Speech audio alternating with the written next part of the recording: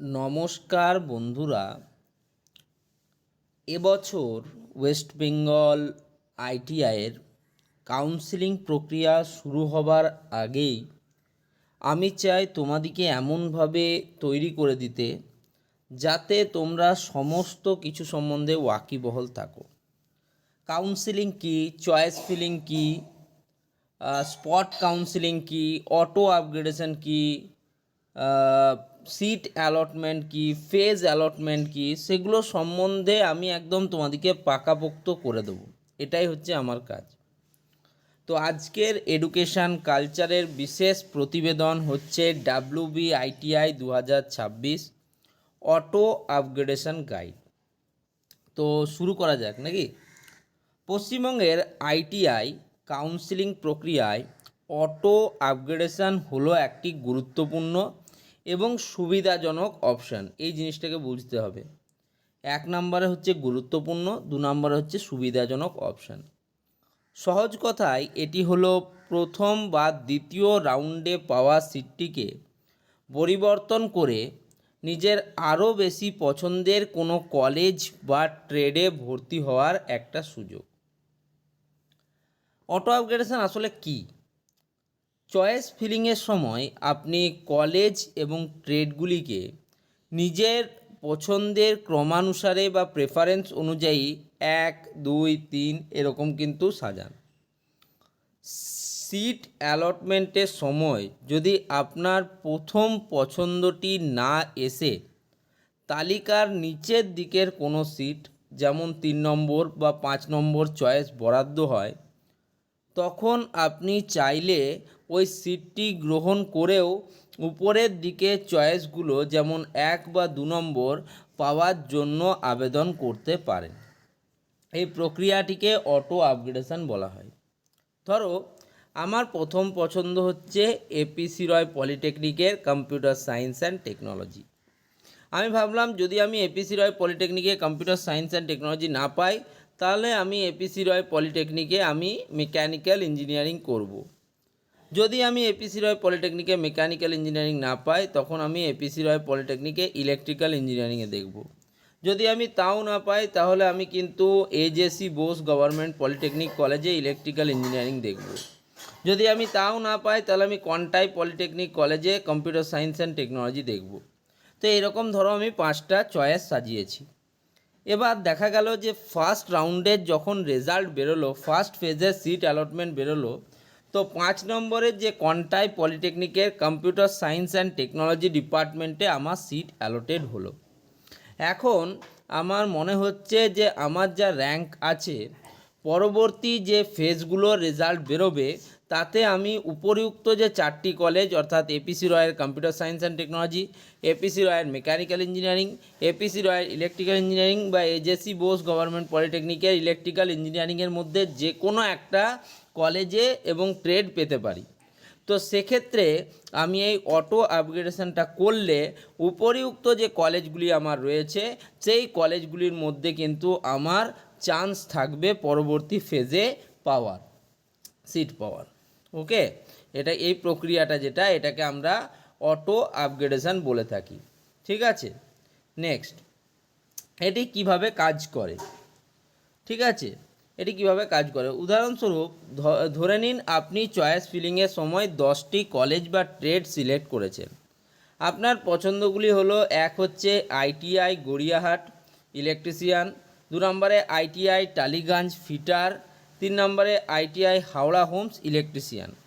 এবার আপনি প্রথম রাউন্ডে ধরুন ITI Howrah Homes electrician trade পেয়েছেন।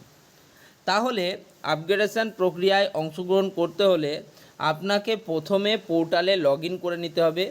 সেখানে যে তুমি 3 নম্বর সিটটি আপনি পেয়েছেন, অর্থাৎ আইটিআই হাওড়া হোমস ইলেকট্রিশিয়ান যে ট্রেডটি আপনি পেয়েছেন, সেই সিটটা কিন্তু আপনাকে একসেপ্ট করে নিতে হবে।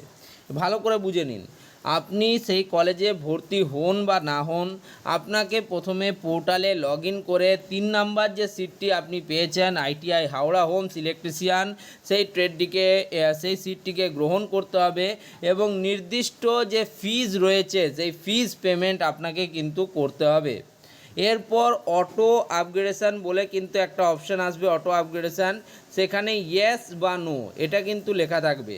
তো সেক্ষেত্রে ইয়েস যে অপশানটা হবে সেই অপশানে কিন্তু আপনাকে ক্লিক করতে হবে, অটো আপগ্রেডেশানের অপশানে ইয়েস সিলেক্ট করতে হবে। ফলে আপনি দ্বিতীয় রাউন্ডের কাউন্সিলিংয়ের জন্য বিবেচিত হবেন। তাহলে আপনার আইটিআই হাওড়া হোমসের সিটটা কিন্তু অ্যাকসেপ্ট করা থাকলো, তার সাথে পরবর্তী যে রাউন্ড হবে অর্থাৎ দ্বিতীয় রাউন্ড যেটা হবে তার কাউন্সিলিংয়ের জন্য কিন্তু আপনি বিবেচিত হবেন। দ্বিতীয় রাউন্ডে ধরো রেজাল্ট বেরোলো, যদি আপগ্রেড হয়, ধরো তোমার 3টে কলেজ তুমি এখানে দেখাচ্ছে পরপর, আইটিআই গড়িয়াহাট, আইটিআই টলিগঞ্জ এবং আইটিআই হাওড়া হোম। এর মধ্যে যদি দেখা যায় যে প্রথম এবং দ্বিতীয় নাম্বার যে তুমি কলেজ দুটি সাজিয়েছো সেখানে সিটে জায়গা খালি রয়েছে, সেক্ষেত্রে তুমি কিন্তু সেটা পেয়ে যেতে পারো। ধরো তুমি আইটিআই টলিগঞ্জ এই 2 নম্বর পয়েন্টটি পেয়ে গেলে, ঠিক আছে, তাহলে কিন্তু কি হবে, তোমার আগের যে 3 নম্বর সিটটা তুমি পেয়েছিলে আইটিআই হাওড়া হোমসের ইলেকট্রিশিয়ান ট্রেড, সেটা কিন্তু বাতিল হয়ে যাবে।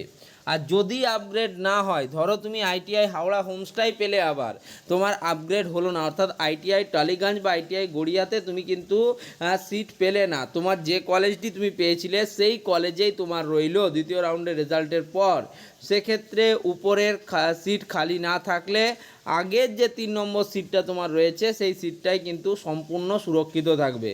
তো তার জন্য কি বললাম, যে সিটটা তুমি পেয়েছো, ধরো এখানে 3 নম্বর সিটটা পেয়েছো, সেটাকে অ্যাকসেপ্ট করতে হবে, তার ফিজ পেমেন্ট করে রাখতে হবে এবং তারপর অটো আপগ্রেডেশন অপশানে কিন্তু ইয়েস ক্লিক করতে হবে।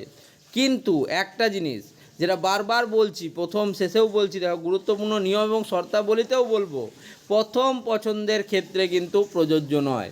আমার পছন্দ হচ্ছে আইটিআই কল্যাণীতে আমার ইলেকট্রিশিয়ান ট্রেড পছন্দ, আমি ফার্স্টে সেটাকে রেখেছি এবং সেই সিটটি যদি আমি পাই, অর্থাৎ আপনি যদি প্রথম রাউন্ডেই আপনার 1 নম্বর চয়েস বা ফার্স্ট চয়েসটি পেয়ে যান, তবে কিন্তু আপনি আর অটো আপগ্রেডেশন করতে পারবেন না।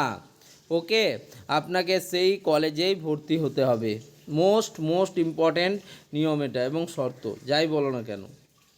নেক্সট, ফি প্রদান বাধ্যতামূলক। অটো আপগ্রেডেশন প্রক্রিয়ায় অংশগ্রহণ করতে হলে যে সিটটি অ্যালট করা হয়েছে তার জন্য নির্দিষ্ট সিট অ্যাকসেপ্টেন্স ফি অনলাইনে জমা দেওয়া বাধ্যতামূলক।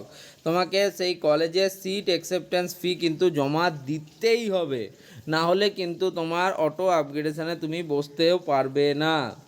মনে রাখবে, একবার সিট আপগ্রেড হয়ে গেলে পুরনো সিটে আর কোনোভাবেই ফিরে পাওয়া সম্ভব নয়। নতুন অ্যালট হওয়া সিটটিতেই আপনাকে ভর্তি হতে হবে। কি বলছি, ধরো তুমি সিট আপগ্রেড হয়ে তুমি এই যে 3টে কলেজ ছিল, আইটিআই গড়িয়া, আইটিআই টলিগঞ্জ এবং আইটিআই হাওড়া হোমস, তো সেক্ষেত্রে যদি এমনটা হয় যে তুমি ফার্স্ট রাউন্ডে অটো আপগ্রেডেশন পড়ার পর তুমি আইটিআই টালিগঞ্জে ফিটার ট্রেড পেলে, এরপর আর কোনোভাবেই তুমি কিন্তু আইটিআই হাওড়া হোমসে আর ইলেকট্রিশিয়ান ট্রেডে কিন্তু যেতে পারবে না, বা এটা করা কিন্তু সম্ভবপর নয়। এই আজকের এই প্রতিবেদনটা তোমরা জানো যে এডুকেশান কালচার চ্যানেল দিয়ে তোমাদের স্বরূপ স্যার এটা কিন্তু প্রিপেয়ার করেছে, তাই অবশ্যই কিন্তু এই চ্যানেলটিকে সাবস্ক্রাইব করে নাও। এডুকেশান কালচারকে এমনই ইউটিউবের এমনই গুরুত্বপূর্ণ অ্যাডমিশান রিলেটেড টিপস এবং ট্রিক্সের জন্য তোমাদেরকে প্রত্যেকটা পয়েন্ট বুঝিয়ে দিলাম। অটো আপগ্রেডেশনের এর থেকে ভালো ভিডিও হয়তো কেউ দিতে পারবে না। ধন্যবাদ সকলকে, ভালো থেকো, সুস্থ থেকো, চ্যানেলের সাথে যুক্ত থেকো এবং যাদের মনে হচ্ছে আমাকে দিয়ে কাউন্সিলিং করাবে তারা অবশ্যই কিন্তু জয়েন করে নিও আমার অ্যাডভান্স আইটিআই কাউন্সিলিং ব্যাচে চ্যানেলে। ধন্যবাদ।